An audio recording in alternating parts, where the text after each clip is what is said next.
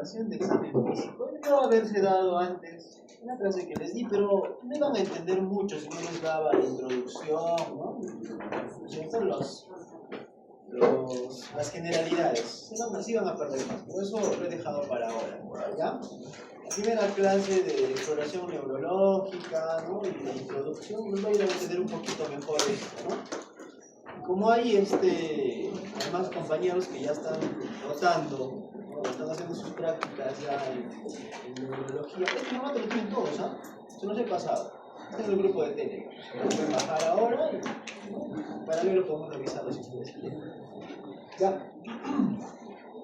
Es un modelo, es una estandarización para poder, ¿no? seguir un manejo, o bueno, en todo caso, una recopilación de datos, ¿no? de forma ordenada para poder llegar al diagnóstico. Es una herramienta lógica. Ya, tiene sus adaptaciones de acuerdo al centro hospitalario o al centro clínico donde vayan a desarrollar sus actividades, o donde los neurólogos pueden llegar a desarrollar sus actividades, por ejemplo, el instituto, los hospitales, ¿ya? Entonces este es un modelo con el que tuve contacto por primera vez en el Instituto de Ciencias Neurológicas y está muy bien, ¿ya? ¿Se puede mejorar? Claro que se puede mejorar bastante, ¿ya? De acuerdo a las características del centro donde van a desarrollar sus actividades.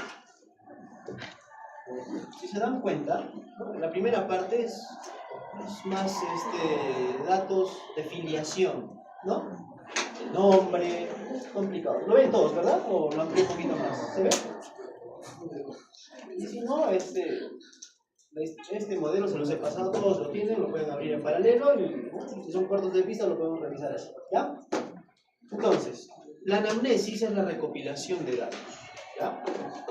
Para llegar nosotros a un diagnóstico necesitamos una muy buena anamnesis, necesitamos el examen físico, ¿no es cierto? Con eso vamos a llegar a plantear nuestros diagnósticos. Que siempre les he dicho, ¿no? Primero siempre es el síndrome, después la topografía, la etiología y la nosología, ¿no es cierto? Y ya después, si quieren, ponen diferenciales también, ¿ya?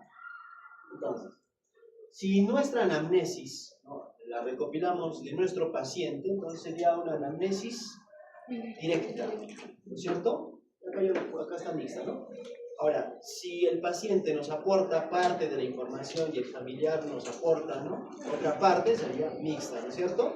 Y si el paciente tiene alguna alteración de la conciencia o no es capaz de proporcionar la información, entonces sería una recopilación de información indirecta, ¿no es cierto? Entonces, directa, indirecta y si nos apoyamos en alguien más, entonces es mixta, ¿no es cierto? Por ejemplo, de que tengamos un paciente que ha tenido una crisis epiléptica y se acuerda, ¿no? el estado preictal, va a decir, ¿no? ¿qué ha pasado antes de perder la conciencia? Pero una vez inconsciente, ya cuando está desarrollando su crisis, no se acuerda, no sabe, ¿no? hasta que ya despierta en el estado posictal probablemente, ¿no? Entonces ahí vamos a necesitar apoyarnos de un testigo, o de un familiar, o de un conocido, ¿no? Entonces en este caso sería una mixta. ¿Ya? Ahora, la calidad de la información, ¿no? Muchas veces la información, cuando la dice el paciente, suele ser fidedigna, pero hay que ver si el paciente está consciente al momento de proporcionarnos la información, ¿no? Pacientes que tienen cuadros ondulantes, ¿no? El día de hoy, en la mañana, vimos a un paciente con encefalitis y no sé, ¿quién está rotando ahorita en el hospital conmigo? Nos han rotado hoy día, han visto a un pacientito, les he dicho, ¿no? que amplía la anamnesis, ¿cierto? Ya. Ese paciente ahora, a estas horas ya tiene el diagnóstico, es una encefalitis bacteriana, ¿ya? No tenía rigidez de nuca, ¿no es cierto? Solamente tenía alteración de la conciencia ondulante, tenía cuadros psiquiátricos, tenía alucinaciones, ¿no? Era más un cuadro de funciones mentales superiores, ¿ya? No tenía el componente meningio. Entonces, este paciente, por ejemplo, no es un buen relator, ¿no? Porque como tiene alteración de la corteza, hay cosas que coinciden y hay cosas que no. Entonces nos tenemos que apoyar en un familiar, en este caso en el papá, ¿no es cierto? Entonces el papá aporta parte de la información, ¿ya? Entonces, mañana cuando rotemos y se le ha pedido su neuroimagen, quizás vamos a confirmar, ¿no? Quizás una lesión que puede ser viral, puede ser una tuberculosis, ¿no? Puede ser bacteriana, ya veremos, ¿no? Si acaso les amplío yo los datos de ese pacientito, ¿ya? Seguramente sus compañeros nos van a presentar además la anamnesis que han recopilado y va a ser interesante. La próxima vez un ratito nos tomamos el tiempo y vemos cómo se ha llenado, ¿ya? Yo el día de hoy les voy a dar un ejemplo de cómo se llena esto, ¿ya? Este es el formato en blanco, ¿ya? Entonces, los nombres, la edad, el género, la raza es importante, ¿no es cierto? Hay enfermedades más predominantes en la raza blanca, por ejemplo la esclerosis múltiple, ¿ya? ¿Por qué? Generalmente lo atribuyen, ¿no? a los hemisferios, ¿no es cierto?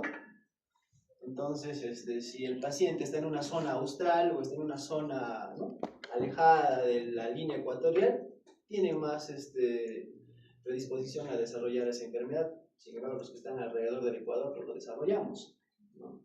Eso también tiene que ver ahí incluso con la cantidad de la luz solar a la que estamos expuestos, ¿no?, para desarrollar esa enfermedad. Ya, el lugar de nacimiento, bueno, esto es importante, ¿no?, para nosotros en el hospital, a ver si tiene seguro o no tiene seguro. La dirección domiciliaria, el grado de instrucción, eso nos va a ayudar bastante al momento de desarrollar o evaluar las funciones mentales superiores. No es lo mismo evaluar a un paciente que tiene solamente primaria, que tiene secundaria o que tiene un grado superior, ¿no? Incluso las herramientas de evaluación de funciones mentales superiores, que lo vamos a ver la próxima semana, por ejemplo el MOCA, y los que ya me han entregado su monografía de funciones mentales superiores habrán revisado un poquito más, ¿no? Está el Folstein y el MOCA, ¿no es cierto? Dos herramientas que nos van a ayudar a evaluar funciones mentales superiores, ¿ya? Entonces, para eso es importante saber el grado de instrucción, porque se valora de distinta forma a los pacientes que tienen un grado de instrucción, ¿ya? El estado civil, la ocupación, la religión, ustedes saben, ¿no?, que hay algunas religiones que no permiten a veces completar evaluaciones, ¿no es cierto? Entonces es importante eso, ¿ya? La dominancia, yo les he preguntado, ¿no?, quiénes son diestros, quiénes son zurdos, porque tiene que ver bastante con el hemisferio dominante, donde se asiente el lenguaje, ¿ya? Y otras cositas más, porque en los que somos diestros, ¿no?, se supone que nuestro hemisferio dominante es el izquierdo, donde está el asiento del lenguaje, ¿ya? Y nuestro hemisferio derecho tiene que ver con la atención, ¿no? Tiene que ver bastante con lo que es incluso la prosodia, la entonación, ¿no?, con las artes, ¿no? Mientras que el hemisferio izquierdo tiene que ver con el cálculo, ¿no?, con el lenguaje, ¿no es cierto? Todas esas cositas vamos a ir viendo. Cuando se lesiona el hemisferio izquierdo tenemos las afasias, ¿no? Les he hablado grosso modo. Cuando se lesiona el hemisferio derecho tenemos las negligencias. El paciente ignora todo lo que está en el lado contralateral de su cuerpo, no le interesa, ¿ya? Entonces seguimos. Las personas responsables, muchas veces nuestros pacientes pueden ser niños y van a necesitar apoyarlos en los papás, ¿no?, o pacientes que están encefalopáticos en un familiar, ¿no? Y ya la fecha que ha ingresado, si es que ha ingresado a un consultorio o si ha ingresado a emergencia, ¿no? Cuando se ha elaborado esta herramienta, también es importante colocarlo, ¿no?, porque ya para entonces seguramente hay una temporalidad, ¿no es cierto? Entonces, si se ha elaborado en emergencia es un cuadro agudo probablemente, ¿no? Pero si ya se ha elaborado después de estar hospitalizado, también eso tiene que ver, ¿no?, por el tiempo que ya ocurrió, ¿ya? Entonces, eso. Más cositas importantes. La enfermedad actual por la que está ingresando. Puede ser un paciente que tiene antecedentes, ¿no? Puede ser un paciente que tiene antecedentes de esclerosis múltiple, por decir, ¿no? Y quizás este es un nuevo brote, entonces es importante también anotar cuándo ha empezado, ¿no es cierto?, la enfermedad. Ya el paciente tiene, por decir, 10 años de tiempo de enfermedad, que ya viene a ser quizás el quinto o el sexto brote de esclerosis múltiple, ¿no es cierto? Y esos brotes previos le han podido dejar una discapacidad, ¿ya? Por eso la otra vez sus compañeros me preguntaban qué es la escala Rankin, ¿no? La escala Rankin es una escala de pronóstico y de discapacidad, ¿no? Un paciente que es funcional, que es independiente para las actividades de la vida diaria, se supone que tiene un ranking de 0, o sea, que se vale por sí mismo. Pero si estamos hablando de un paciente ya dependiente, póngase, es un paciente que ha tenido un infarto cerebral, ¿no es cierto?, ya no va a poder hacer las cosas por su cuenta, va a necesitar un apoyo, ¿no? Va a necesitar incluso que lo ayuden con el aseo, que le ayuden con la alimentación, ¿no? Entonces, el ranking va subiendo, ¿no? El ranking 0, paciente, ¿no?, independiente. Ranking 6, paciente que ya está postrado o incluso la muerte, ¿ya? Entonces eso también lo pueden revisar. Revisen, se lo pongo ahí. Escala Rankin es una escala cortita, ahora mismo lo pueden abrir si quieren en paralelo, no es complicado, ¿ya? Ahora, ¿cómo inicia la enfermedad? La otra vez hemos visto que pueden ser cuadros, ¿no?, hiperagudos, ¿no es cierto?, que se presentan muy rápido, cuadros agudos, cuadros subagudos, incluso crónicos, ¿no es cierto?, que se pueden presentar en meses. Eso también es importante, ¿ya? Colocarlo. ¿Cómo cursa la enfermedad? ¿Cómo cursa? Claro, es un curso intermitente, ¿no es cierto? Como una migraña que estábamos viendo la otra vez, ¿no es cierto? Es un curso progresivo que puede darse quizás en una enfermedad neurodegenerativa o en un tumor de bajo grado que va creciendo lentamente, ¿no es cierto? Puede ser un curso episódico, ¿no? Como una crisis epiléptica, como una enfermedad desmielinizante, eso también puede pasar, ¿ya? Uno tiene que describir así.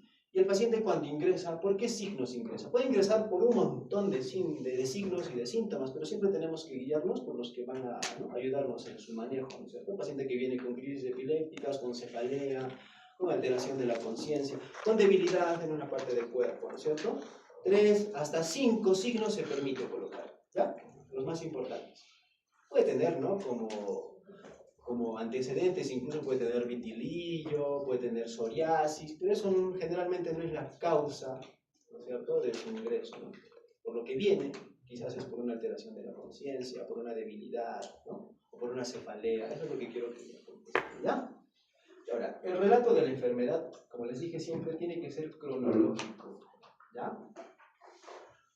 Les decía a sus compañeros que para registrar esto, siempre debería colocarse una fecha y una hora, ¿ya? Siempre, si es posible, ¿no?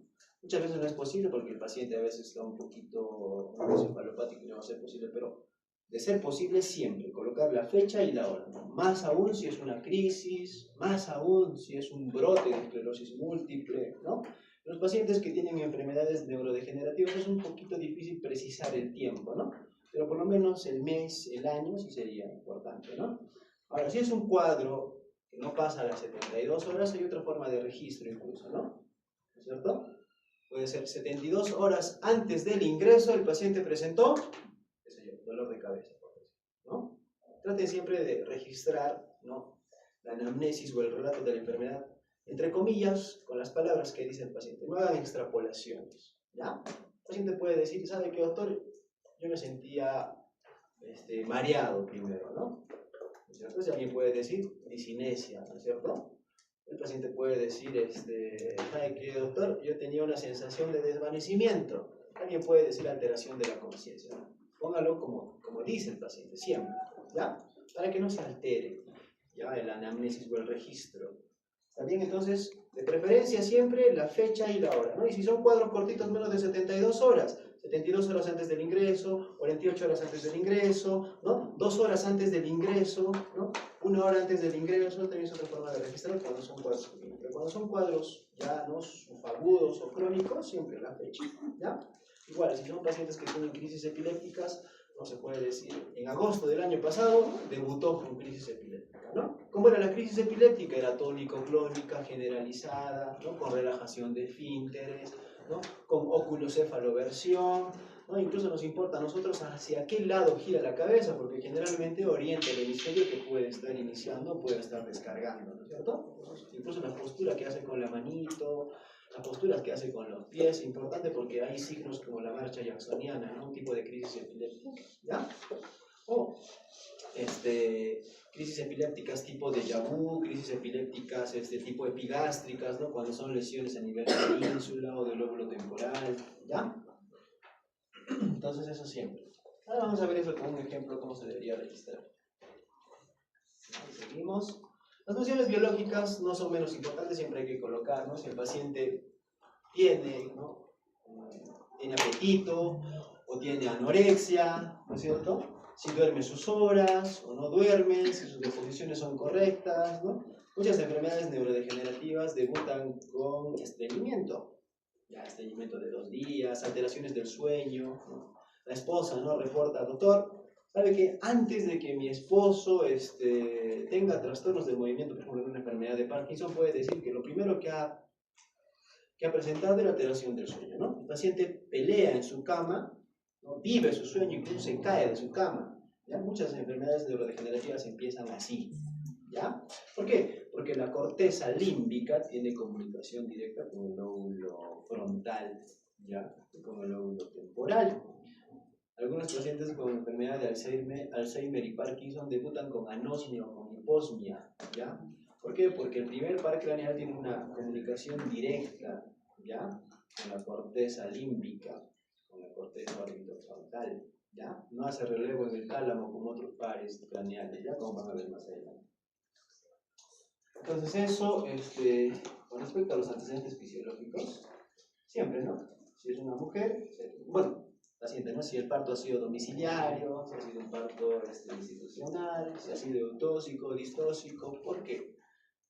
Porque muchas alteraciones del neurodesarrollo, ¿no es cierto?, tienen un parto con dificultad, ¿no? Son pacientes prematuros, ¿no es cierto? Incluso pueden tener prosidencia del cordón, puede haber sufrimiento fetal, ¿no es cierto? Puede incluso hacer una hipoxia isquémica durante el parto por un parto prolongado. Entonces es importante registrarlo, ¿ya? Eso también. Si tienen las vacunas, ¿no? No existe el polio, ¿no? En el Perú, supuestamente, pero todavía no se ha erradicado completamente, ¿no? Entonces, incluso, les decía la otra vez, cuando tenemos un pacientito menor de 15 años, no se cataloga como un Guillain-Barré, no se cataloga como una parálisis flácida aguda hasta descartar otras causas, ¿ya? Muchas veces es por falta de la vacunación, ¿ya? Ahora, las vacunas también pueden llegar a desarrollar cuadros autoinmunes, ¿no es cierto? Como el COVID incluso, ¿no es cierto? Ha llegado a desarrollar muchos cuadros autoinmunes, ¿no? Eso es importante también. Ahora, su desarrollo psicomotor. Entonces, cosas importantes que quizás ya cuando roten lo vamos a ver un poquito más a detalle, pero siempre es importante los hitos del neurodesarrollo. Si ustedes han tenido sus hermanitos chiquitos, ¿no? O han tenido algún familiar pequeñito que todavía está llevando sus controles, habrán revisado su tarjeta de control y van a ver que de acuerdo al mes, ¿no es cierto?, la enfermera va marcando si ha cumplido o no el hito del desarrollo que corresponde a esa edad, ¿no? Como si tenemos un pequeñito de 2 meses, debería ya ser capaz de sostener su cabecita, ¿no? Si no sostiene su cabecita, si su cabecita está caída, eso nos tiene que llamar la atención, ¿no? A partir de los 2, 3 mesecitos, el niñito o el infante debería ser capaz ya de girar, ¿no?, los ojitos, ¿no es cierto?, a su mamá, incluso reírse, sonreírle. Ahora, no sonríe porque le parezca graciosa, ¿no?, su mamá o las cosas que están a su alrededor, sino sonríe porque hay unas neuronas que se llaman neuronas espejo, ¿ya? Entonces, sonríe por imitación, ¿ya? Entonces, él imita, es su forma, ¿no?, de relacionarse. Lo tiene que hacer. Si no lo hace, también estamos hablando de un retraso, ¿ya? Importante también, a qué edad el pacientito es capaz de girar pancita abajo, pancita arriba, ¿no? A qué edad es capaz de sentarse con apoyo, sin apoyo, ¿no? A qué edad gatea, a qué edad lleva las manitos a la línea media, ¿no? A qué edad agarra las cositas solamente con los dedos, a qué edad agarra las cositas ya con el pulgar, ¿no es cierto? ¿A qué edad va a decir sus primeras palabras? ¿No? Que generalmente son monosílabos, ¿no es cierto? Ma, pa, eso es importante. ¿A qué edad es capaz de pararse con apoyo? ¿No? ¿A qué edad es capaz de pararse sin apoyo? ¿No? ¿A qué edad es capaz de caminar? ¿A qué edad es capaz incluso de armar bisílabos? ¿No? Y debería ir acorde, ¿no es cierto?, a su neurodesarrollo. Si se está retrasando, probablemente estemos hablando de un trastorno del desarrollo, o global del desarrollo incluso, porque muchas veces se altera el lenguaje y también se alteran las funciones motoras, ¿ya? Entonces, en el neurodesarrollo evaluamos hasta 4 esferas. La esfera social, debería reírse, debería socializar. La esfera cognitiva, ¿no es cierto? La esfera del lenguaje y la esfera motora, ¿no? Si hay retraso en esas esferas, nos tiene que llamar la atención, ¿ya? Porque estaríamos hablando incluso de un desorden, ¿no es cierto?, en la migración neuronal. Quizás no se han distribuido bien las neuronas, probablemente haya una hipoplasia del cuerpo calloso, probablemente haya una polimicrogyria y eso puede condicionar incluso un síndrome, ¿no? Generalmente tiene su origen quizás en el primer, en el segundo trimestre, puede estar asociado a una cromosomopatía, a un desorden genético, ¿ya? Entonces tenemos que ser capaces de diagnosticar eso temprano, ¿ya? Para poder ayudarle, ¿no? Para poder reforzar en todo caso quizás la esfera del lenguaje o la esfera motora, ¿ya? Pues eso es importante registrar. A ver, los antecedentes patológicos siempre son importantes, ¿no?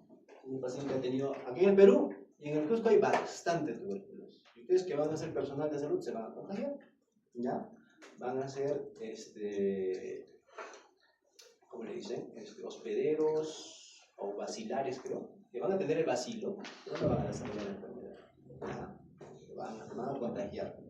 Y si se hace su prueba, ¿no?, esta pruebita que me colocan el bacilo, no me acuerdo ahorita, pero los van a medir y va a estar más de 10 milímetros. Entonces quiere decir que sí tienen al bacilo, ¿ya? Que no desarrollan enfermedad porque están bien alimentados es otra cosa, ¿no? Pero en el Perú, ¿cierto? Estamos considerados como una zona endémica para tuberculosis, ¿ya? Tenemos muchos pacientes que tienen comorbilidades, y tenemos bastantes pacientes con código blanco que van a llegar a desarrollar en algún momento la enfermedad, ¿ya? Es importante el antecedente, ¿ya? Por la desnutrición que tenemos, por la falta de vacunación, incluso antes, ¿no? Nuestras generaciones, la de nuestros papás, la de nuestros abuelos, no se han llegado a vacunar con la BCG quizás, ¿no? Los pacientes están en riesgo de desarrollar tuberculosis. La gente del campo puede llegar a desarrollar. La gente que tienen diabetes mellitus, ya les decía, ¿no? La otra vez que van a llegar a desarrollar lesiones en el endotelio, y eso puede condicionar enfermedades cerebrovasculares, igual que la hipertensión, la dislipidemia con las placas de grasa que se van a acumular, ¿no es cierto? Ya, si hay alergias a alimentos, también es importante. Todas esas cositas son importantes. Mira, en el lado izquierdo de la hojita ya vemos patologías, ¿no? Si tiene antecedentes de infarto cerebral, tiene epilepsia, migraña, todas esas cosas son importantes, ¿ya? Es bueno registrarlo, ¿cierto? Y si tiene diabetes mellitus, ¿no? Si lo presenta siempre hay que poner acá el año, ¿no? Que ha sido diagnosticado y el tratamiento que está recibiendo. Si es que está recibiendo tratamiento y si ese tratamiento es regular. Porque hay pacientes que son diagnosticados de diabetes mellitus, ¿no? En un determinado año, pero su tratamiento es irregular, ¿no? Generalmente abuelitos a los que no les prestan la atención, el abuelito pues a veces no va a tomar el medicamento como corresponde, ¿no es cierto? Eso siempre es importante, ¿ya? Ahora, ¿la vivienda y los servicios serán importantes? Sí, claro, ¿cierto?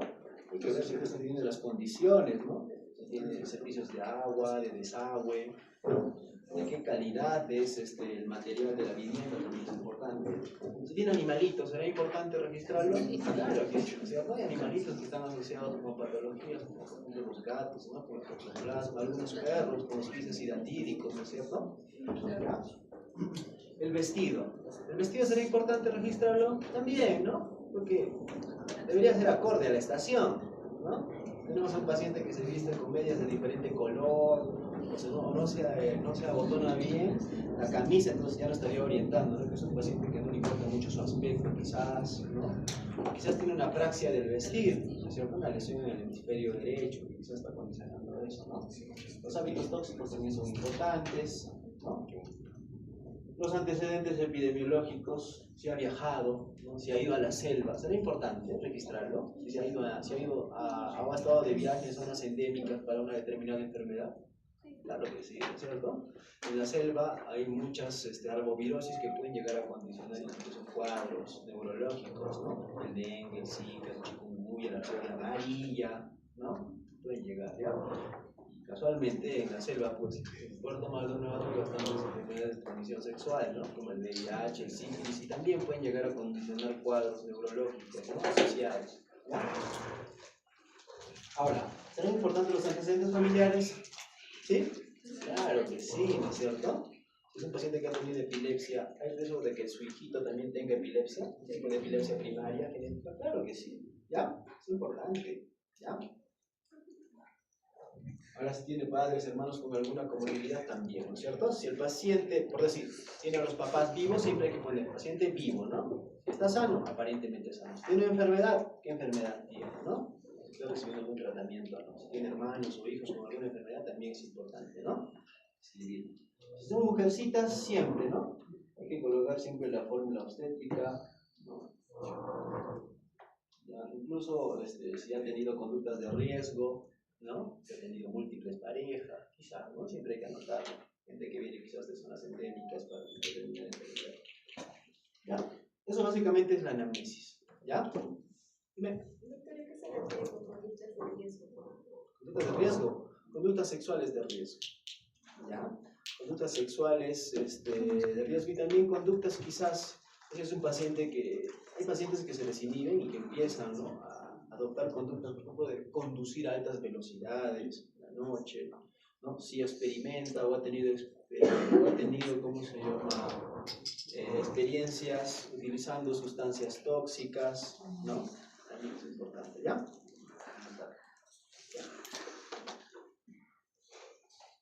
Vamos a parar con eso.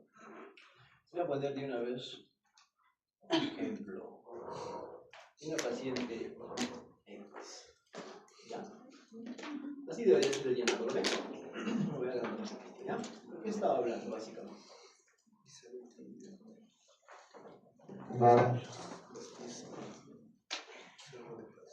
¿Ya ven? ¿No? Es una forma de llenar esto, ¿no? Lo que nos estaba hablando básicamente, así se registra, ¿no?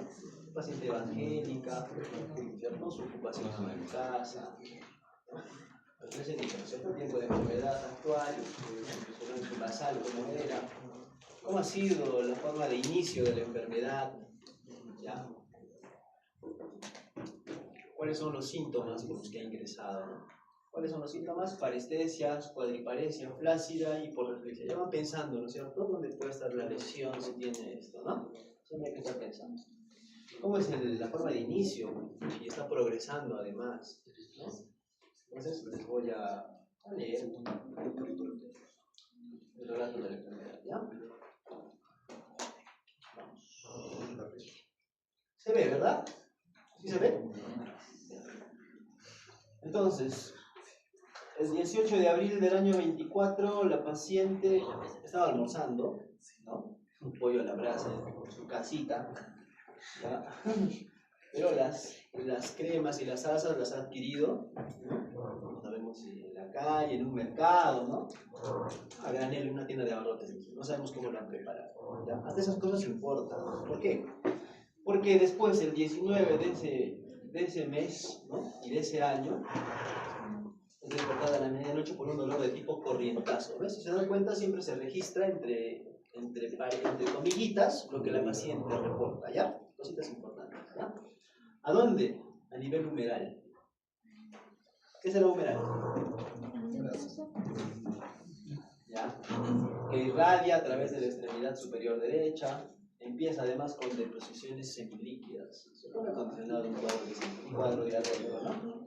Tiene moco, pero no tiene sangre, hace 5 cámaras durante la madrugada, interrumpe el sueño durante la mañana y el resto del día persisten los síntomas gastrointestinales.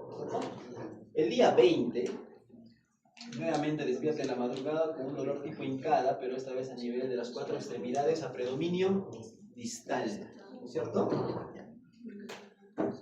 Motivo por el cual acude a emergencia del hospital de Atevitarte, donde se quiere un posible hipovitaminosis, ¿no? Ven y dicen, te debe faltar vitamina B12, a todos le dicen eso, ¿no? Tómate tu neurobión, les dicen, ¿no? ¿Ya? Y todavía le administran un tratamiento endovenoso de vitamina B12, seguramente, ¿no? No está de moda ahora colocar, les por algunos, ¿no? Ya, posterior a dicha administración, paciente notó debilidad en regiones previamente afectadas, pero esta vez por parestesias, ¿no? ¿Qué son parestesias? Sensibilidad, ya está. Que además le limitan, estas parestesias no le dejan así los objetos, ¿no? No le dejan sujetar objetos, ¿no? Y también le limita la acumulación, ¿cierto? Estos corrientazos no le dejan pisar bien, ¿no? Y dice, ¿no? En el transcurso del día se exacerban los síntomas asociados a dolor tipo corrientazo y al anochecer nota extremidades pesadas, ya está débil, ¿no? ¿Cierto? Por eso ya no puede caminar bien. Ya no es capaz de elevar los brazos ni tolera la bipedestación, ya no se puede parar, ¿ya? El día 21 el dolor descrito no le permitió conciliar el sueño, miren, ¿no? Le está limitando el sueño, por lo que es llevada nuevamente al hospital, tratada con tratamiento sintomático y le dan de alta nuevamente, ¿no? Ya no le ponen vitaminas esta vez. La debilidad progresó aún más, ¿no? Le limita las actividades de la vida diaria, requiriendo apoyo permanente para la movilidad. Ya no es capaz ni siquiera de caminar, ¿no? No es capaz de asearse, ¿ya? No es capaz de alimentarse, ni siquiera vestirse, ¿no? Si se dan cuenta, está afectando a varios niveles, no solamente a nivel de extremidades, sino también a nivel, ¿no? Vulvar, ¿no es cierto? Porque ya no logra ingerir alimentos, ¿no?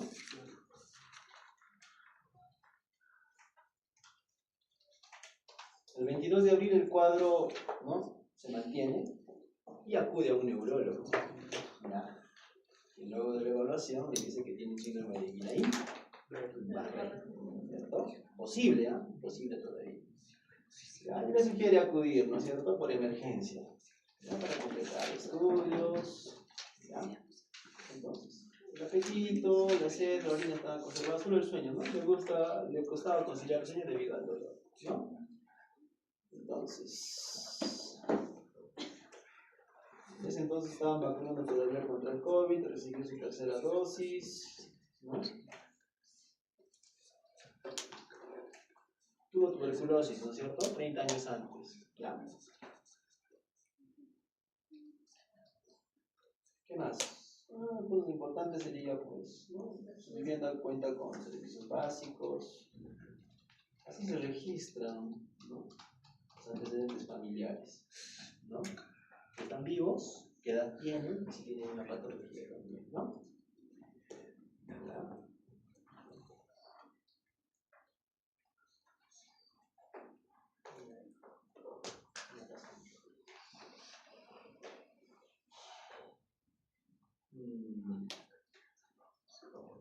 Ya.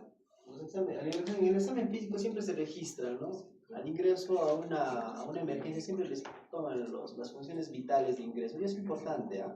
¿Ya? ¿Les llama algo la atención acá? Tiene obesidad, índice de masa corporal alto, hipertensión. Nada, ¿no? El Y índice. el examen general, ¿no? Ectoscópicamente, cuando hablamos de ectoscopía es verlo, ¿no? O sea, una primera impresión del paciente, cómo está, ¿no? Como lo nota, ¿no? Algunos dicen aparentemente, o aparente regular estado, ¿no? O buen estado, mal estado, ¿no? En general, de hidratación, de nutrición, porque es lo primero que vemos, ¿no es cierto? No está mal. Bueno, el examen regional, eso ya seguramente lo han visto, o lo están viendo, lo van a ver, ¿no es cierto? Siempre hay que describir la cabecita, ¿no? ¿Cierto? Se describe el cráneo, se describen los globos oculares, las escleras, si es que hay alguna alteración, ¿no? La nariz, los oídos, el cuello, ¿no es cierto? Si es simétrico, si tiene alguna neuropatía, ¿no? El tórax, ¿no es cierto? Tiene buena amplexación, si el núcleo vesicular está presente, en ambos campos pulmonares, ¿no es cierto? Si hay estertores, el cardiovascular también. Ya está. Y ahora vamos a entrar como tal al examen neurológico, ¿ya? Acá, nosotros tenemos una forma de registrar que es al revés, ¿no? Siempre les he dicho que debería ser jerárquico, la evaluación. Entonces, entendiendo eso, deberíamos primero evaluar. Además, eso pasa, cuando vayan a evaluar a un paciente, lo primero que van a evaluar siempre es la conciencia, ¿ya? Porque si el paciente está desorientado, probablemente no sea no nos dé una buena anamnesis, ¿no es cierto? Y hay que ver además que si la atención está afectada, no vamos a poder progresar con nuestra evaluación, porque el paciente no va a ser capaz de responder a las preguntas que le vamos a hacer, ¿no es cierto? ¿Ya?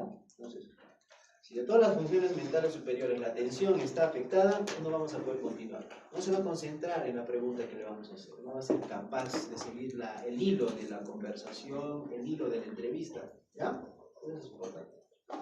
Pero bueno, vamos a empezar de atrás hacia adelante, ¿ya? Una forma nada más de registrar, los dos lo pueden hacer al revés, no hay problema. Entonces, siempre les he dicho que en conciencia siempre hay dos partes, ¿no es cierto? Uno es el nivel y otro es el contenido, ¿no es cierto? Que no es lo mismo, ¿no? Entonces, en el nivel hay 4 acápitas, ¿no es cierto? ¿Cuál es el primero? Vigilia, somnolencia, estupor y coma. Estupor y coma. ¿no es cierto? Ya está. ¿Ya? Hay que ver la actitud que tiene el paciente durante su evaluación, ¿no? Estará sentado, estará parado, estará acostado. Y si está acostado, estará en un decúbito dorsal, en un decúbito ventral, en un decúbito lateral, ¿no? Y si está así, es de forma activa, o sea, el paciente es capaz de moverse activamente, o lo han colocado ahí y incluso algunos lo sujetan, ¿no es cierto? ¿Ya? Un paciente que sinceramente no puede moverse, entonces está en un decúbito pasivo, es activo, es pasivo, ¿no es cierto? En su actitud, ¿ya? Las facies, hay un montón de facies. ¿Ya? En neurología hay un montón, ¿ya? Hablando, incluso empezando por las parálisis faciales, ¿no es cierto? donde puede ser de origen central, puede ser de origen periférico, ¿no? Fases que acompañan incluso a enfermedades como las neurodegenerativas, donde generalmente hay hiponimia, ¿no? En el Parkinson, por ejemplo, ¿no? ¿Ya? ¿Cómo? ¿Alguien dijo algo? No, no. Ya, y después vamos a la fuerza. En el transcurso del curso vamos a ver cómo se evalúa fuerza. Hay varias escalas, ¿no? Como la escala de Hamilton, por ejemplo, ¿no? O la escala MRC, ¿ya? Donde siempre el límite es 5, ¿ya? Sobre 5 vamos a empezar a trabajar, ¿no? Ya cuando tenemos por debajo de 5 estamos hablando de parecias, ¿no? Si tenemos 0 estamos hablando de lejías, ¿cierto? Ahora las parecias pueden ser la mitad de un cuerpo, entonces estaríamos hablando de una hemiparesia. Si solamente es una extremidad es una monoparesia. Si son las dos extremidades superiores, ¿cómo se dice?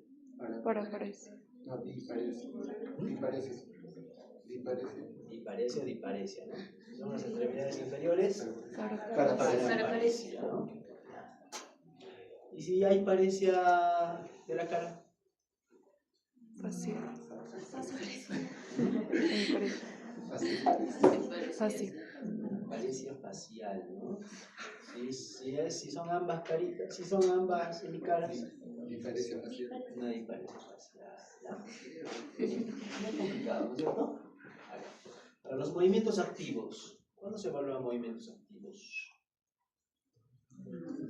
Cuando vemos si el paciente es capaz, ¿no? ¿No es cierto? Primero de vencer la gravedad y además es capaz de vencer la oposición, ¿ya? Si se dan cuenta en el muñequito, ¿no es cierto?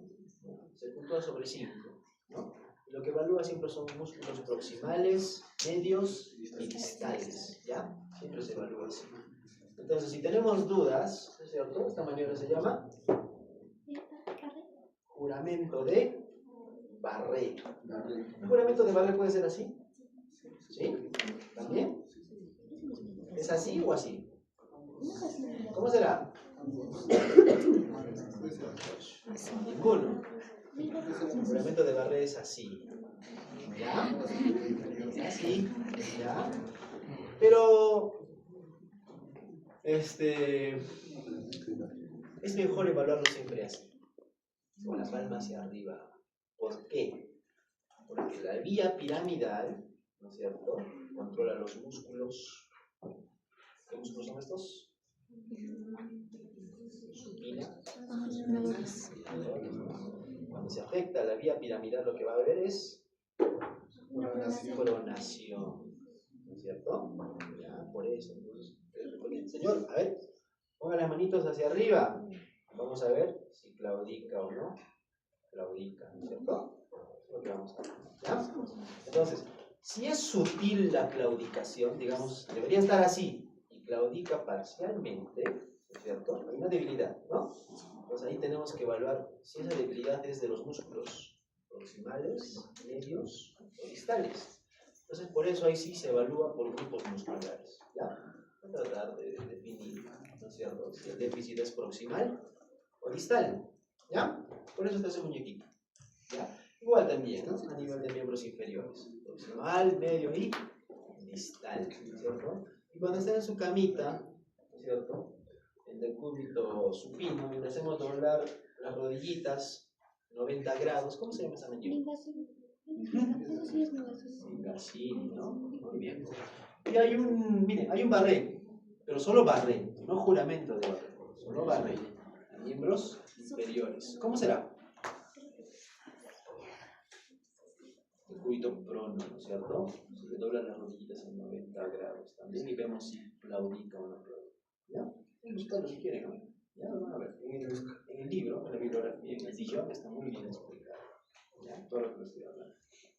Entonces, estamos hablando de un cuadro de tipo rigidez extrapiramidal como un Parkinson o un parkinsonismo, que parkinsonismos hay un montón, como la atrofia de múltiples sistemas, ¿no es cierto?, como la parálisis supranuclear progresiva, ¿no?, o incluso cuadros metabólicos, ¿no es cierto?, siempre vamos a tener bradicinesia, ¿no es cierto?, lentitud, ¿no?, de los movimientos, ¿ya? Ahora, también es importante los movimientos de oposición. Eso es lo que les decía, ¿no es cierto? Si es capaz o no de oponerse a lo que nosotros, a la fuerza que vamos a nosotros a aplicar un momento de evaluar al paciente, ¿ya? Ahora, siempre se evalúa y se compara derecha e izquierda, siempre. Y si además tuviésemos que empezar por una extremidad, siempre la extremidad que no está afectada, ¿ya? Digamos, tiene una hemiparesia en el lado izquierdo, tenemos que empezar con el derecho. Es el que va a dirigir, es con el que vamos a comparar, ¿ya? ¿Estamos? Ya está. Entonces ahí miren, como se dan cuenta, empieza incluso desde los músculos distales con el pinzamiento, ¿ya? ¿No es cierto? La precisión. Señor, apriétame la mano, ¿no? Apriétame con fuerza, ¿ya? El juramento de Barré que les explique. Nos pasamos a miembros inferiores igual, ¿no? Pingasini, Barré, ¿no es cierto? Incluso los músculos cervicales, ¿no? Tanto los flexores como los extensores, ¿no? Importante, ¿no? ¿Ya? Y si además hay fatigabilidad. ¿Cómo podemos hacer eso, no? Una forma de hacer eso es, si quisiéramos evaluar de forma distal esta maniobrita, ¿no? Le podemos hacer pedalear al paciente, quizás. Es otra forma de evaluarlo, ¿no? Una parecia sutil, 4 de 5, ¿no? Y queremos saber si realmente hay una debilidad o no, se le puede hacer fatigar al paciente, ¿no? Señor, haga movimientos de pedaleo, ¿no? Durante 10 segundos. Y lo sueltas, y vamos a ver si hay claudica o no. ¿Ya? Vamos a ver, ¿ya? Entonces, siempre se concluye, ¿no es cierto? Si hay o no hay debilidad. En este caso, miren el muñequito. ¿Qué es lo que hay? ¿Dónde está la debilidad? ¿Lo has dicho? Izquierdo. ¿Ah? Izquierdo. Hay una debilidad en todas las extremidades, obvio. ¿Cómo va a ver eso? ¿Cómo está afectado? Es una cuadriparesia a predominio distal. ¿No? Fíjense los hombros, están bien, ¿no? Incluso arriba, ¿no es cierto? Los miembros inferiores tienen más fuerza que abajo, ¿ya? Es una cuadriparesia a predominio derecho. Distal. Distal, ¿ya?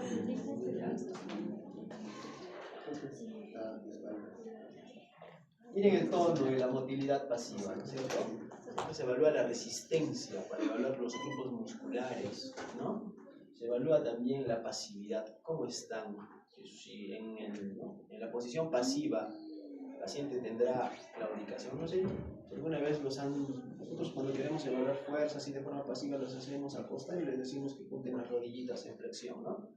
Si las rodillitas caen a un lado, entonces estamos hablando que hay una debilidad, ¿no? Incluso podemos ver, cuando están acostados en decúbito, cómo el piecito, ¿no es cierto?, también claudica a un lado, ¿no? Se va hacia un ladito, ¿no es cierto?, una rotación hacia afuera, quiere decir que hay una debilidad también. Es formas útiles de evaluar o de ver al paciente sin necesidad todavía de aplicar fuerza, ¿no?, movimientos de oposición, ¿ya?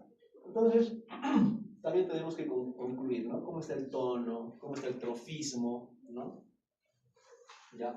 Y después lo que también hablamos nosotros son los reflejos, ¿no? Siempre se compara, derecha e izquierda. Ahora ustedes dirán, doctor, ¿por qué hay dos cruces? ¿No? Dos cruces es normal, ¿ya? Es normoreflexia, ¿ya? Una cruz, hiporeflexia. 0, reflexia. 3 cruces, Hiperreflexia. 4 cruces, clonus. ¿Ya? ¿Está bien? Entonces siempre es sobre 2 cruces. 2 cruces a la derecha y a la izquierda, ¿cuántas cruces? ¿No es cierto? 2 cruces es el parámetro. Hay algunos que ponen como parámetro 3 cruces, ¿ya? Y sobre 3 cruces se evalúan. Pero nosotros vamos a evaluar sobre 2 cruces, que es lo normal, que es la normoreflexia. De la normoreflexia, ¿qué tiene el paciente? Eso es lo que vamos a evaluar, ¿ya? Si está normorefléctico, si está hiporrefléctico, si está hiperrefléctico. Ustedes ven, miren, a ver. A nivel de los músculos, ¿no?, que tienen que ver básicamente con los pares craneales, está normorefléctico, ¿no es cierto? Ya, pero ya fíjense en extremidades, miren cómo están sus extremidades. ¿Qué es? ¿Qué es lo que hay? Hay hiporreflexia en el bicipital y en el tricipital, ¿no? Y en los cúbitos, ¿no es cierto? Arreflexia en el En suprarrotuliano. las extremidades superiores y en las extremidades inferiores tenemos Y arreflexia también. ¿no? Ah, ya, miren, incluso hay un predominio, ¿no es cierto? En este caso derecho, donde sí hay arreflexia. ¿Ya? Es importante.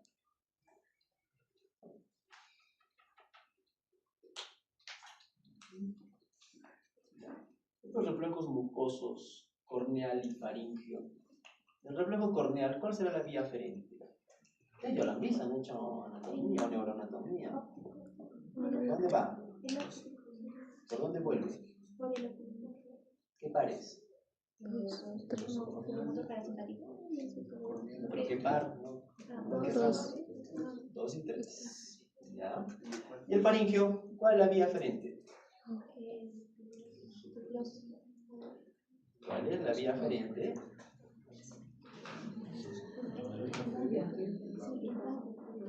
La aferente, ¿cuál es? ¿Cuál es el aferente? ¿Es al revés? 9, 10. ¿Ya? Aferente 9. Aferente 10. Ya está. Reflejos patológicos. Hoffman y Babinski. ¿Qué evalúan? De eso hemos hablado en la otra clase. Motoneurona Primera, superior. motoneurona, ¿no es cierto? ¿Dónde está? En la corteza cerebral, quinta capa. ¿Y qué capa? Quinta. ¿Cómo se llaman las neuronas? Bets, gigantes de Bets. Ya. Bien. El Babinski tiene sus sucedáneos. Hay un montón de sucedáneos, hay muchos más que estos, ¿no? Pero estos son los que deberían aprender. Ahora que lleguen a la casa van a revisar cómo, ¿no? ¿Cuáles son estos sucedáneos, ¿no es cierto? Los chicos que están notando ya la práctica también vamos a empezar a evaluar, ¿ya? Sucedáneos de Babinski, ¿ya? ¿Cómo se evalúa Shadow? ¿Cómo se evalúa Schaffer, Gordon, Oppenheim, Proctor, ¿ya? Ocelo, Fuset, ¿cierto? Varios, ¿ya? A veces no se evalúa, o sea, no sale con el Babinski, no sea con el reflejo plantar. Ese es el nombre correcto, reflejo plantar. ¿Debería ser flexor o debería ser extensor? Flexor.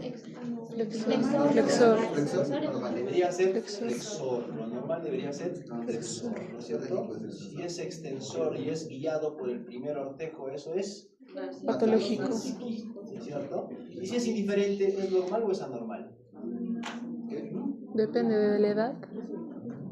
Si es indiferente, estamos hablando de un paciente X. ¿De ustedes?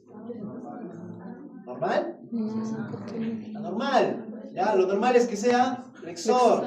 Si es indiferente o hay Babinski, eso es anormal. Probablemente hay una lesión de la primera motoneurona que está en la corteza. ¿Ya?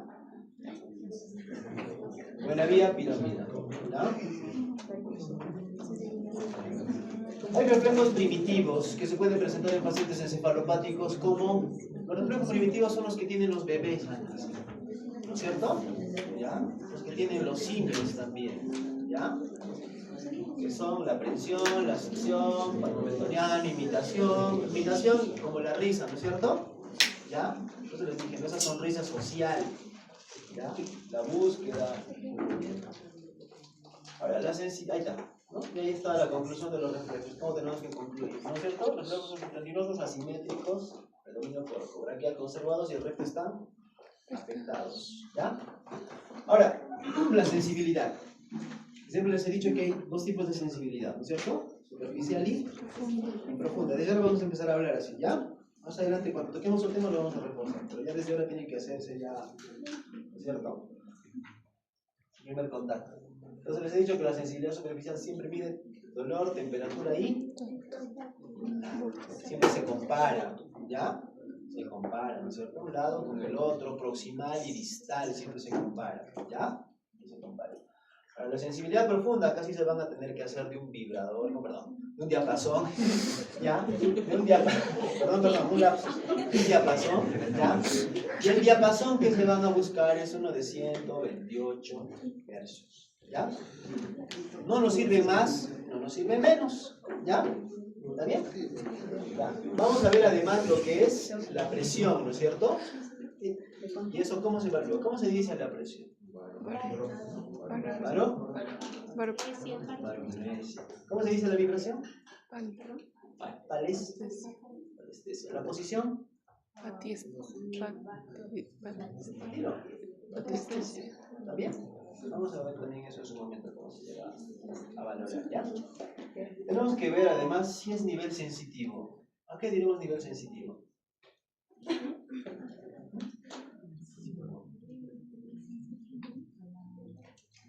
Eso aplica en lesiones medulares, ¿ya?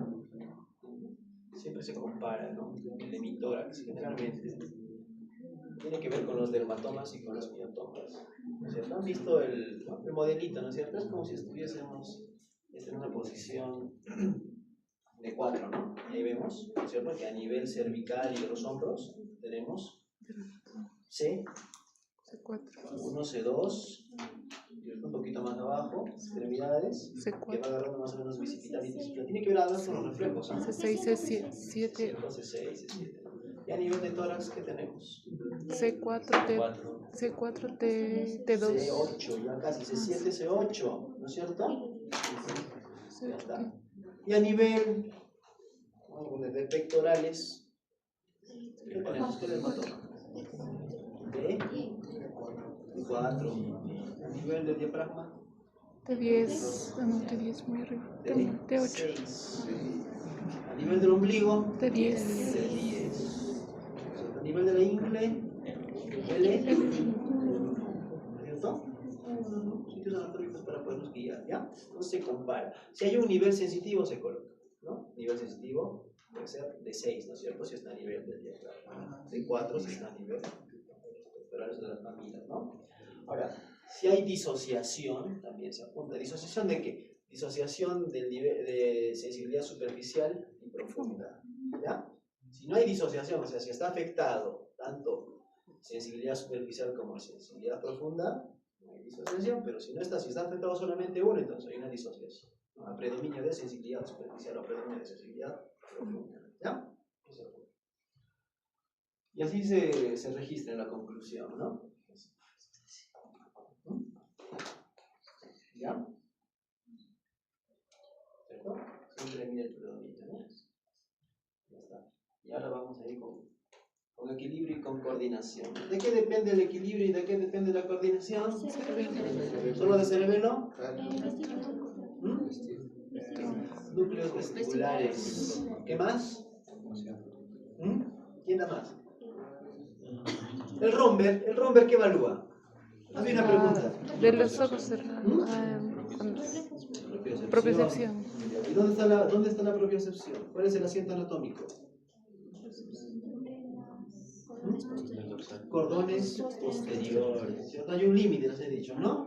D6 o D6, ¿no es cierto? Goli, ¿no es cierto? Tiene que ver con la cintura, ¿no es cierto? Con la cintura pélvica y escapularia. Entonces, romper lo que evalúa es propiocepción. Con una ataxia sensitiva, no es una ataxia cerebelosa, cuidado, ¿no? Me dicen que romper evalúa cerebelo, los jalo, ¿ya? No, ya no, ¿ya? Es más para sensibilidad. Entonces, el equilibrio y la coordinación siempre se hacen con ojos cerrados y con ojos abiertos, ¿no es cierto? Ahora, ¿el romper se hace con ojos abiertos o con ojos cerrados? Cerrados. ¿Se puede hacer con ojos abiertos? Sí, tiene otro nombre. Ya no se llama romper, pues. Tiene otro nombre. ¿No?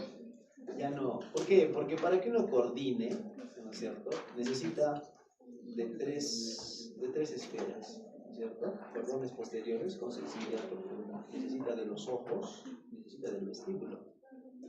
Si le quitas dos, el paciente se cae. ¿Ya? ¿Entienden?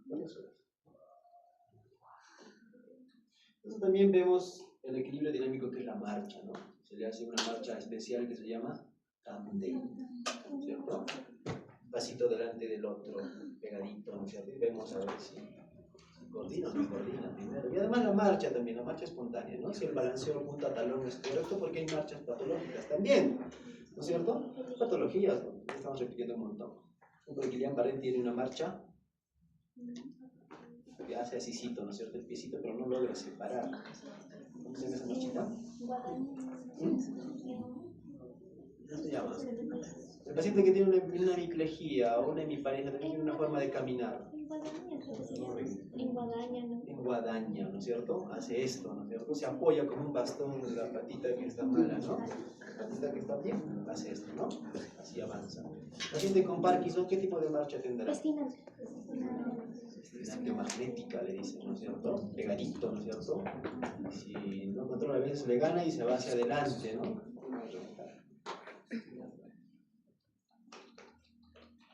Y la coordinación segmentaria, que es básicamente para músculos apendiculares, ¿no es cierto? Les he dicho, ¿no? Que el cerebro controla tanto tronco, controla ojos, controla el lenguaje, ¿cierto? Y controla también apéndices, ¿no? ¿He visto los homúnculos, ¿no es cierto? Tanto del lóbulo superior como del lóbulo inferior. Entonces, si queremos ver vermix o queremos ver hemisferios cerebrosos, hay formas de evaluar, ¿no es cierto? Incluso tiene un lóbulo antiguo, que es el flóculo-nódulo, ¿no?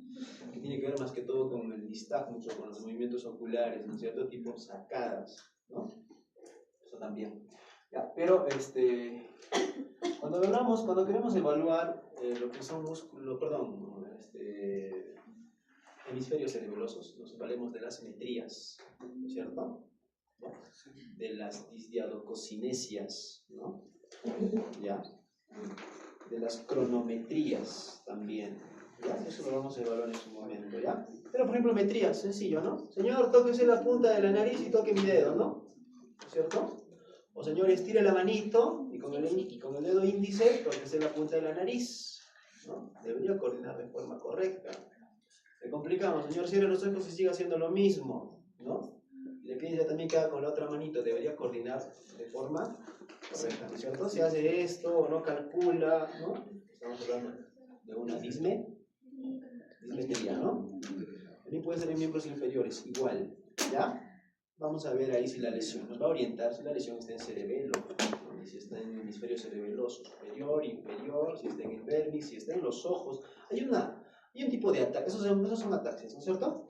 Hay un tipo de ataxia del lenguaje incluso, que es el habla cándida, ¿no? Hay una ataxia de los ojos, que es el nistagmus, ¿no? ¿Ya? Ahí está, ¿no? La disartria, si es que acaso hubiera, la disdiadococinesia, la discronometría. Hay ataxia del tronco también, ¿no? El paciente no puede mantener su postura, ¿no? Se va hacia un lado, se va hacia el otro. Otro signo que no está acá, pero también es el reflejo pendular, ¿no? El paciente le buscas los reflejos, va a haber movimiento así, que no para, ¿no? También habla de una ataxia, ¿no? La ataxia de hemisferio. Entonces el trofismo, que debería estar junto con el tono, ¿no es cierto? ¿Ya? Hay que siempre inspeccionarlo, incluso se puede medir, ¿ya? Entonces van con su cinta métrica y miden, ¿no? ¿No es cierto? Un cuádriceps con el otro, a ver si son simétricos, que deberían ser, ¿no? Pero si hay una atrofia, ¿no? Obviamente la extremidad debe estar más reducida en volumen que el otro, ¿no? Ya acabando tenemos los signos meningios, ¿no? Hay varios, ¿ah? El más básico, rigidez. ¿No es cierto? A ver si hay rigidez de nuca. ¿Ya? Si hay rigidez de nuca o tenemos alguna duda, podemos hacer los otros, ¿no es cierto? Los más conocidos, Kerning y Brzezinski, ¿no? Los japoneses han adaptado de acá, ¿no? El Jordan Centration, movimientos de rotación. Muchas veces tiene más sensibilidad. Hay pacientes que tienen tuberculosis del sistema nervioso central jóvenes suelen tener eso. ¿Ya? No tienen rigidez de nuca, no tienen Kerning, no tienen Brzezinski, solo tienen Joint.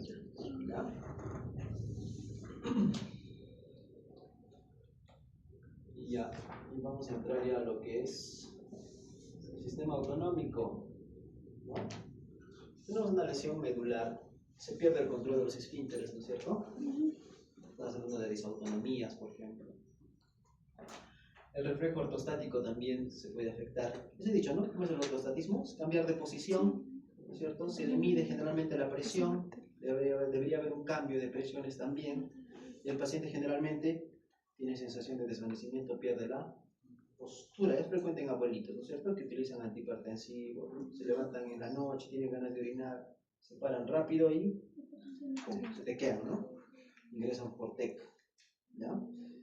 Ese rato no le encuentran nada, pero pasan unas semanas y tiene su hemorragia, ¿no? Su hemorragia subdural, ¿no es cierto? ¿Ya? Porque las arterias meningias se han seccionado, ¿no? Bueno, incluso la sudoración o la diaforesis puede estar afectada, ¿no? Una hiperhidrosis, pacientes que tienen lesiones medulares, ¿ya? ¿Ya? Y ahora, finalmente, los nervios craneales, ¿ya? Son 12 pares craneales, ¿ya? Una forma de registrar. Los que van a hacer el video de pares craneales tienen que guiarse por esto, ¿ya? Bueno, para el día sábado. Para el día viernes hemos quedado, ¿no? ¿Armando? ¿Para el sábado? Sí. Para el sábado.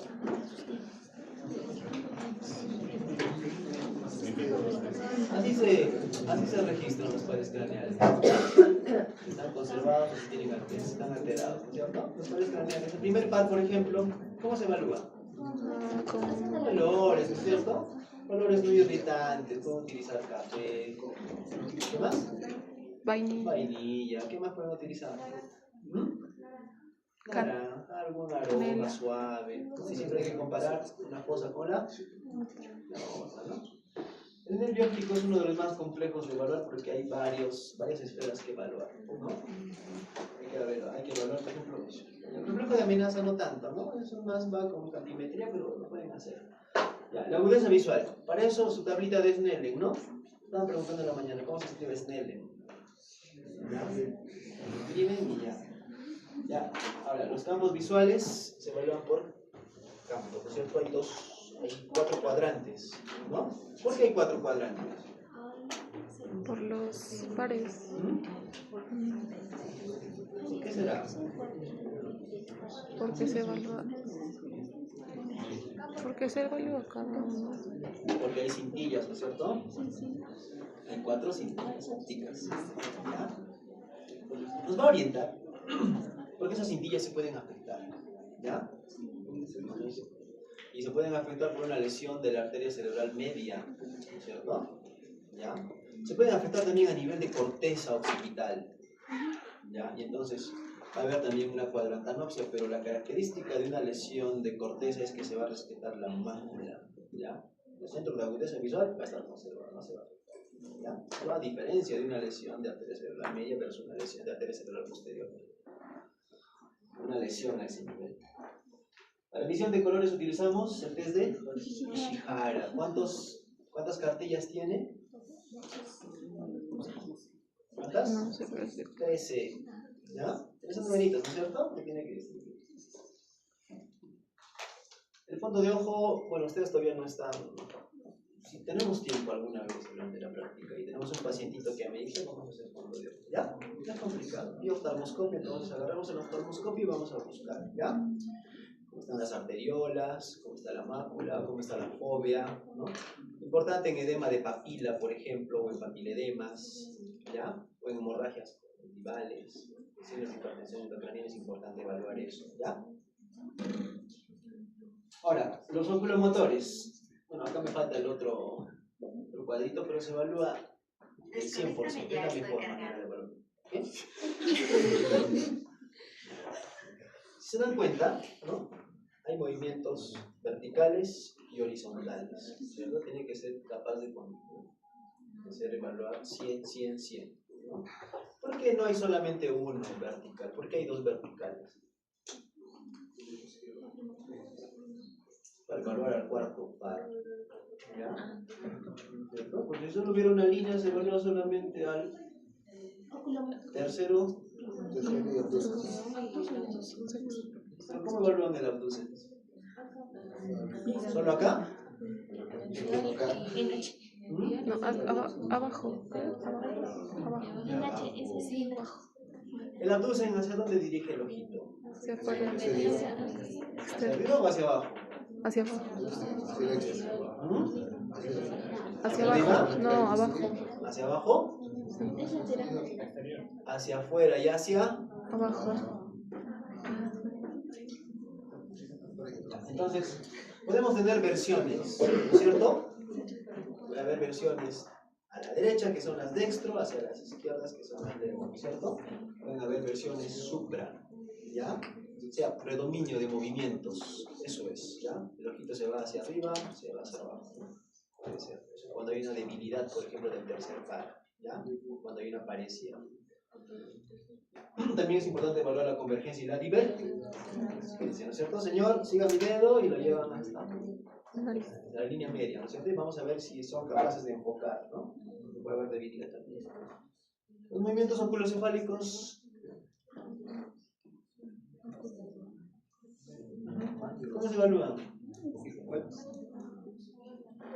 Oculocefálicos.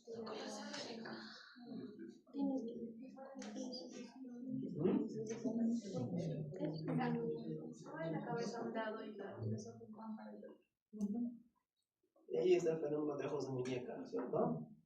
¿Ya? Ahí está, y finalmente el nistagmus, si es que hubiera nistagmus, ¿no? Hay que buscar también las pupilas. ¿Cómo deberían ser? Córneas, fotorreactivas, y siempre hay que medirlas, ¿no? ¿Cuál es el valor normal de las pupilas? ¿Hasta 2? De 2 a 4. ¿no? De 2 a 2.5. a 6, ¿ya? De 2 a 6, ¿ya? ¿Entienden? Cuando estamos en un ambiente oscuro, las pupilas pueden dilatarse un poquito más, hasta 6. ¿Ya? Por encima de 6 ya estamos hablando de midriasis. midriasis. Por debajo de 2, Miosis. Los párpados incluso, ¿no es cierto? Están conservados. El trigémino, el quinto par, tiene 2 ramas, ¿no es cierto? Motor y sensible. Y ¿no? El facial también tiene 3. Motor sensitivo y... ¿Qué? ¿Cómo es sensorial?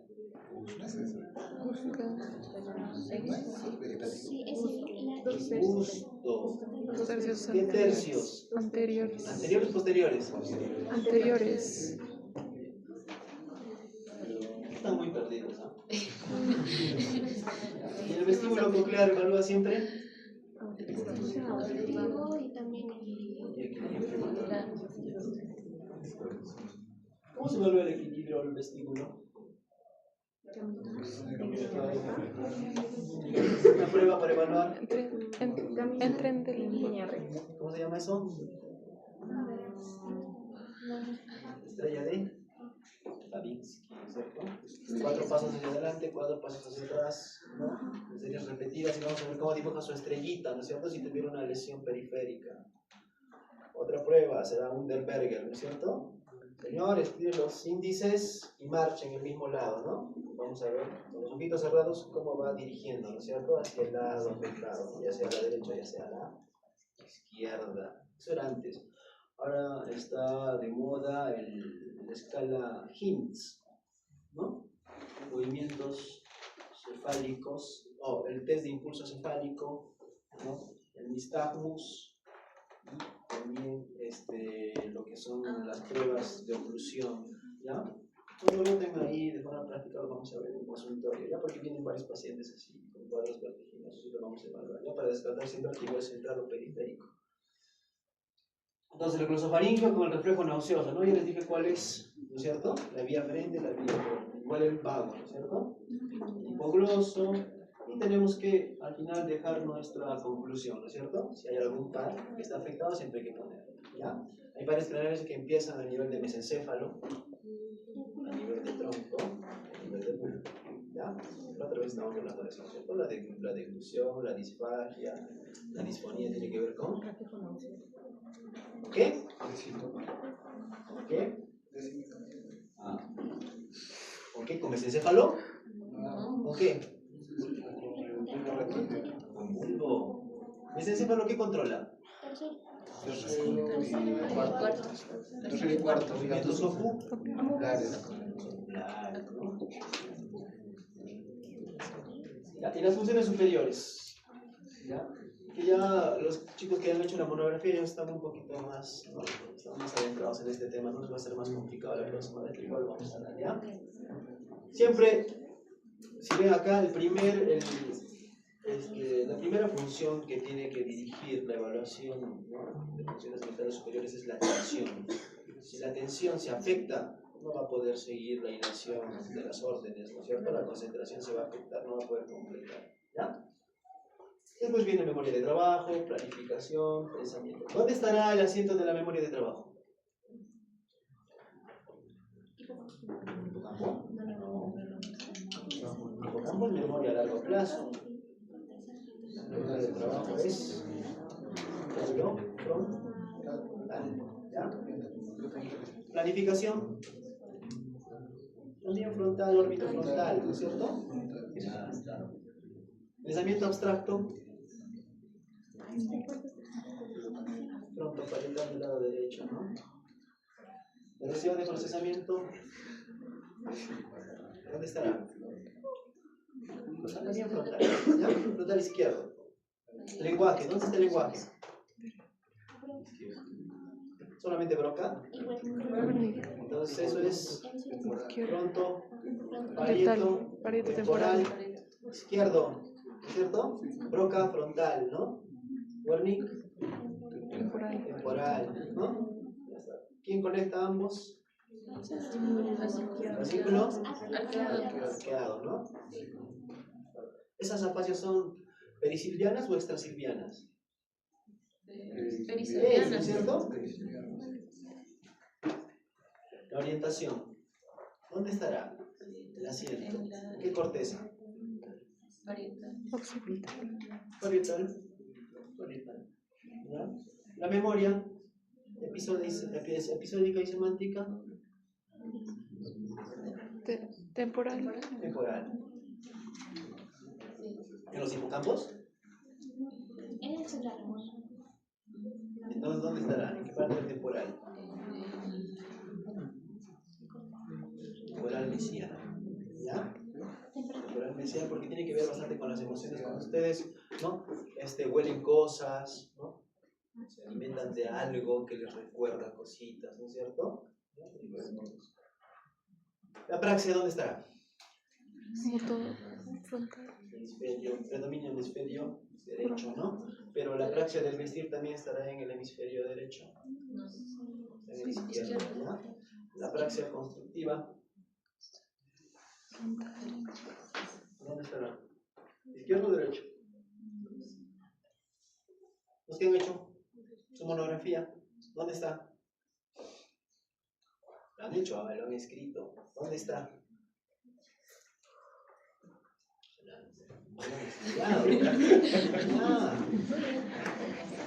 Muy bien, las nocias, ¿dónde están las nocias?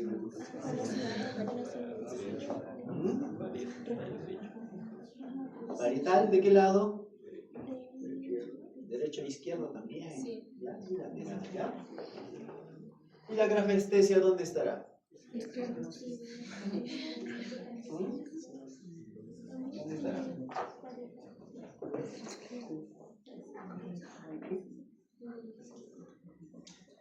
Hay una unión, ¿no?, del lóbulo parietal, del lóbulo parietal, temporal y occipital, ¿cierto? Justo ahí atrás. Ahí está, no solamente la grafestesia, ahí está.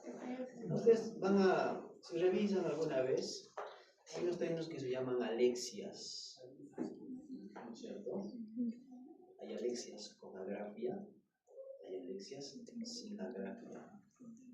¿Ya? Y luego con el giro angular. ¿Ya? Justo está ahí en ese punto. Se puede afectar. ¿Se afecta?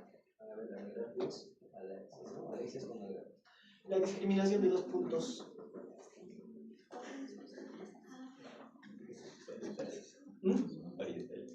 ¿Parietal? La discriminación de dos puntos. ¿Por qué? Somatosensorial, ¿no? Pero solamente parietal. Puede ser la sensibilidad profunda, ¿no es cierto? ¿Ya? Igual también la grafestesia, la somatognosia. ¿Qué es somatognosia? ¿Qué es?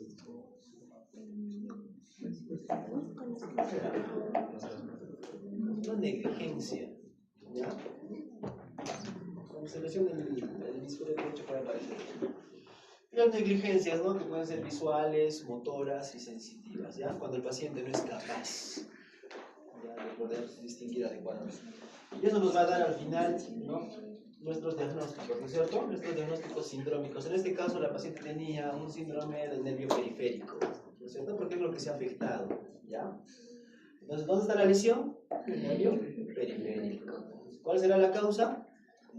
Autoinmune, ¿no es cierto? Porque el Guillain-Barré lo que, no sé, aparece o se desarrolla a partir, ¿no es cierto?, de anticuerpos que se van a formar por una infección previa, en este caso, el cuadro diarreico, ¿no es cierto?, activado, ¿no es cierto? Los diagnósticos diferenciales, ¿qué más puede ser? Pueden ser miopatías inflamatorias, pueden ser parálisis periódicas, no rato nada más, ¿no es cierto? Incluso hay miopatías reactivas, ¿no?, por infecciones virales, que es frecuente en niños incluso. Son cuadros que se autolimitan también, ¿ya?